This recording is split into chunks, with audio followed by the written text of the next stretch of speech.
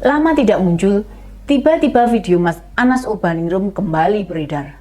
Kali ini dia bicara muncul dalam sebuah acara konsolidasi dan ikrar perjuangan para caleg kader Partai Kebangkitan Nusantara.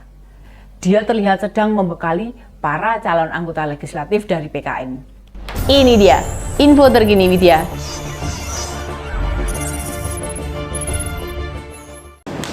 Politisi-politisi PKN tidak boleh, jangankan ngeprank, berpikir saja, berniat saja untuk ngeprank rakyat, jangan pernah. Minggir yang seperti itu, jangan di PKN. Mengapa? Jangankan rakyat, elit saja kalau di prank nangis-nangis.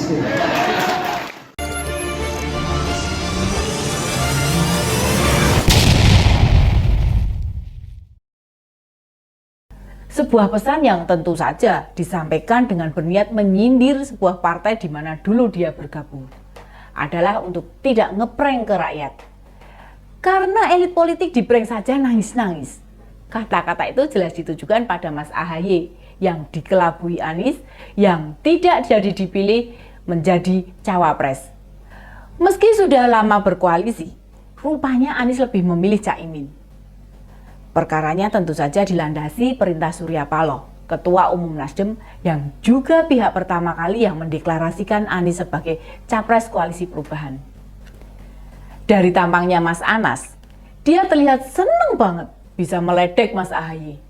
Bagaimanapun, dendamnya ke Demokrat akan sulit hilang dalam dirinya. Pun demikian dengan kejengkelannya pada Pak SBY. Dengan hukuman kurungan 8 tahun, pasti sangat membekas lumayan dalam di hatinya. Rasa sakit hati yang begitu sangat dirasakannya. Hitungannya akibat kasus korupsi Wisma Atlet Hambalang membuat karir politik Anas Urbaningrum selesai, habis sudah. Banyak yang berpikiran Anas seorang politisi cerdas yang memiliki masa depan politik yang cerah. Namun kasus korupsi Hambalang membuat impian Anas hancur berantakan. Seperti layaknya koruptor lain. Tentu tidak ada yang mengaku merasa bersalah dan jadi korban para elit yang berkuasa saat itu. Dulu Anas menjanjikan akan membuka secara perlahan siapa saja yang terkait dalam kasusnya korupsi.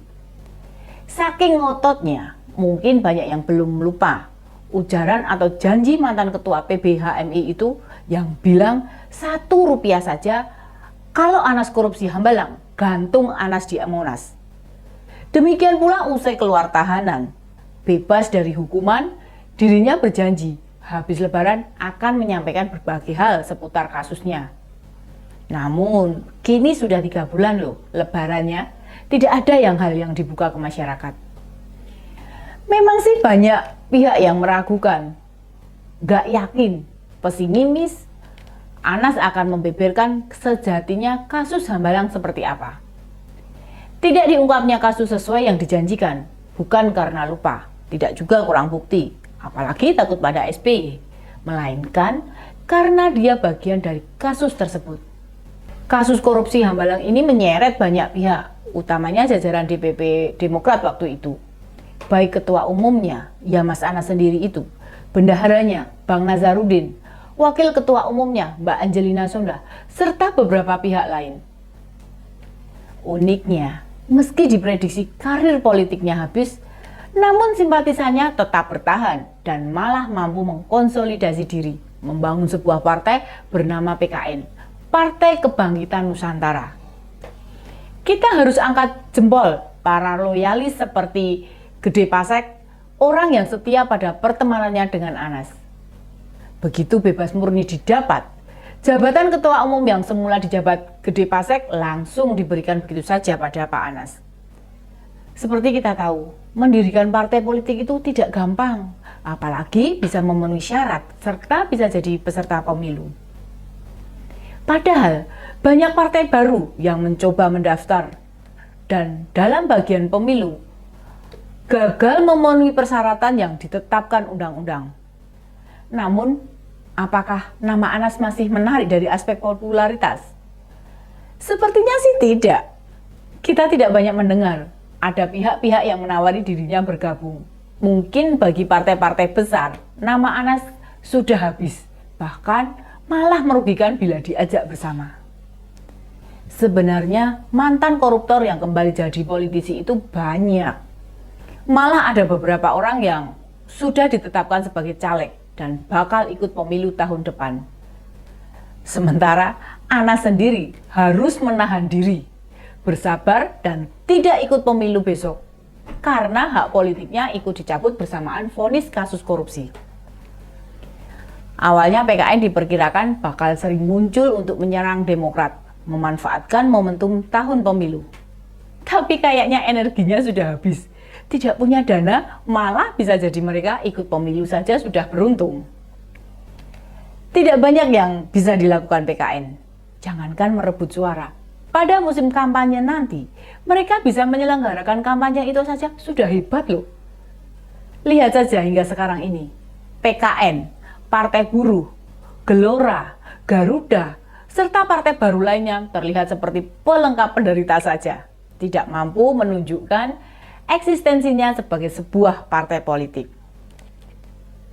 Dan ada beberapa partai lama, paling tidak sudah pernah ikut pemilu, masih sulit bisa meraih suara untuk tingkat nasional. Kita bisa sebut PSI, Hanura, bahkan Partai Bulan Bintang. Mendirikan partai itu mudah, namun bisa lolos bahkan punya wakil rakyat itu butuh effort yang lebih besar. Dan meski PKN ada Mas Anas, mereka tidak bisa berbuat banyak. Seorang mantan koruptor yang namanya tentu sudah tidak lagi bersih. Apapun pembelanya yang coba dilakukannya. Saran saya sih bisa kita berikan ke Mas Anas, panggung politik itu sudah masa lalu Anda, Mas Anas. Jangan membayangkan bisa mengembalikan apa yang dulu pernah Anda dapatkan. Lebih baik berpikir untuk beraktivitas di sektor lain saja. Rakyat sekarang sudah banyak yang cerdas, mau Anda berkilah kalau dulu hanya jadi korban, kami tidak percaya. Jangan habiskan waktu Anda untuk hal yang sudah jelas bukan jalannya.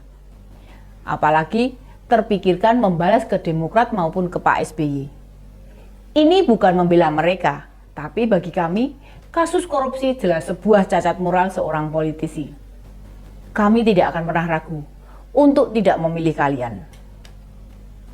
Berapapun vonisnya, bahkan ada yang divonis bebas, rakyat punya indikator sendiri, mencermati dengan seksama, memperhatikan dengan baik apakah mereka yang disangkakan korupsi benar-benar melakukannya atau tidak. Mas Anas malah sudah menjalaninya selama 8 tahun. Jadi percuma membantah atau beralibi kalau Anda hanya jadi korban. Sudahlah, minggir saja dari politik Indonesia. Demikian info terkini media, sampai ketemu lagi di Ini Dia info terkini media berikutnya.